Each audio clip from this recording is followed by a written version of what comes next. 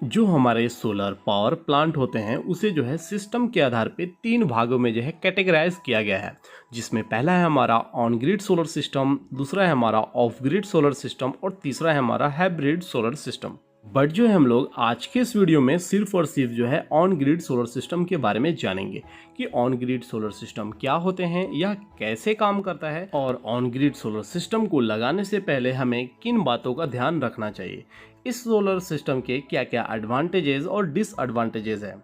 अगर आप on grid solar system लगवाना चाहते हो तो आपको जो है इन बातों का ध्यान रखना चाहिए। अगर आप ऑन ग्रिड सोलर सिस्टम लगवा रहे हैं, यह तभी काम करेगा जब आपके घरों का सप्लाई किसी न किसी पावर ग्रिड या ट्रांसफार्मर से कनेक्ट हो। कहने का मतलब अगर जो है आपके घरों में इलेक्ट्रिसिटी की सप्लाई नहीं आ रही है तब जो है आप इस सिस्टम को नहीं लगवा सकते। यह सिस्टम जो है तभी फायदेमंद है जब आपके एरिया में या घरों में सुबह 9 बजे से शाम 5 बजे तक लाइट रहती ही रहती हो।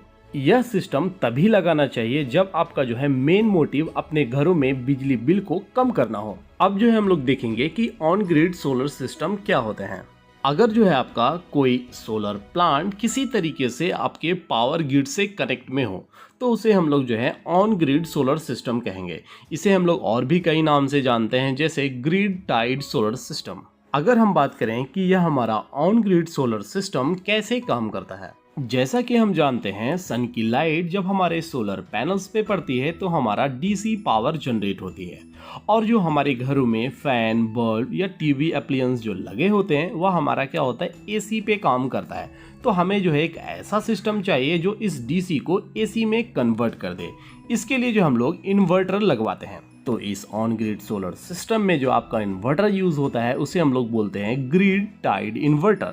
इन्वर्टर से एसी पावर निकल के वो आपके स्विच बोर्ड पे जाएगी, जहां पर आपके प्रोटेक्टिव डिवाइस लगे होंगे। आपके वहां पर एमसीबी या एमसीसी भी लगे हो सकते हैं। इसके बाद जो है आपका पावर डिवाइड हो जाता है। एक जो है आपके घरों के लोड की ओर जाता है और दूसरा आपको जो है नेट मीटर के रास्ते होते हुए आपके पावर ग्रिड्स की ओर जाता है। अब अगर हम बात करें कि यह नेट मीटर क्या होता है और यहाँ पर नेट मीटर जो है क्यों लगे होते हैं। अगर हम बात करें जो हमारे घरों में मीटर लगे होते हैं उसका काम क्या होता है कि हमारे घरों के लोड के द्वारा जो है कितना इलेक्ट्रिसिटी यूज हो रहा है उसका रिकॉर्ड रखता है। तो जो हमारे नेट मीटर होते हैं वह दो काम करता है। पहला, जो हमारे घरों का कनेक्शन होता है वह किसी न किसी ग्रिड या आपके ट्रांसफार्मर से कनेक्ट होते ही होते हैं। तो उस ग्रिड या ट्रांसफार्मर से हमारे घरों के लोड के द्वारा जो है कितना इलेक्ट्रिसिटी का यूज हो रहा है उसका रिकॉर्ड रखता है। और दूसरा, साथ ही साथ जो हमारे सोलर पैनल्स के द्वारा जो इलेक्ट्रिसिटी जनरेट हो रही है उसमें से हम लोग जो है कितना पावर जो हम ग्रिड को सप्लाई भेज रहे हैं तो उसका भी रिकॉर्ड रखता है। इस ऑन ग्रिड सोलर सिस्टम और नेट मीटर को और अच्छे से समझने के लिए जो हम लोग एक एग्जाम्पल के थ्रू समझते हैं। सपोज आपके घर में 15 किलोवाट का ऑन ग्रिड सोलर सिस्टम लगा हुआ है और आपके घर का लोड जो है सपोज 5 किलोवाट है। इसमें जो आपका पहला कंडीशन क्या होगा, सपोज जो आपका 15 किलोवाट का सोलर प्लांट है वह दिन में सपोज पूरा का पूरा जो है 15 किलोवाट पावर जो है जनरेट कर रही है, और सपोज उस टाइम भी आपके घर का लोड जो है 5 किलोवाट है। तो जब यह power plant 15 kilowatt power generate करेगी तो उसमें से जो है आपका 5 किलोवाट पावर जो है आपके घर के लोड की ओर जाएगा, और जो बचा 10 किलोवाट का पावर वह आपके नेट मीटर के थ्रू जो है ग्रिड्स को सप्लाई देगी।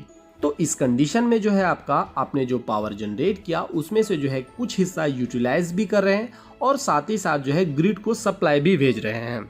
अब अगर सपोज मौसम अच्छा नहीं होने के कारण सूर्य से बहुत ही कम लाइट जो है हमारे सोलर पैनल्स तक जो है पहुंच रही है, तो उस टाइम जो है आपके सोलर पैनल जो है कम पावर जनरेट करेगा। सपोज उस टाइम जो है 4 किलोवाट जो है पावर जनरेट हो रही है और आपके घर का लोड जो है 5 किलोवाट ही है।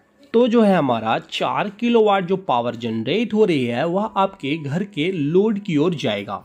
तो घर की जो 5 किलोवाट का लोड है उसे पूरा फुलफिल करने के लिए 1 किलोवाट पावर जो है ग्रिड से मिलेगी। तो आपकी जो इलेक्ट्रिसिटी का मंथली बिल जो बनेगा वह इस नेट मीटर की रिकॉर्ड या रीडिंग को देखते हुए जो है बनाई जाएगी कि आपने जो है इस मंथ कितना पावर जो है अपने ग्रिड को जो है सप्लाई किया है और आपने जो है ग्रिड के द्वारा कितना इस मंथ जो है इलेक्ट्रिसिटी कंजप्शन किया है। इन सभी का जो है प्लस माइनस करके जो है आपका बिल बनेगा। अब जो है हम लोग देखेंगे कि इस ऑन ग्रिड सोलर सिस्टम को लगवाने के क्या क्या फायदे हैं, इसके क्या क्या एडवांटेजेस हैं। अगर हम बात करें इसके दो सबसे इम्पॉर्टेंट एडवांटेजेस के बारे में, जिसमें पहला है हमारा huge reduction in electricity bill.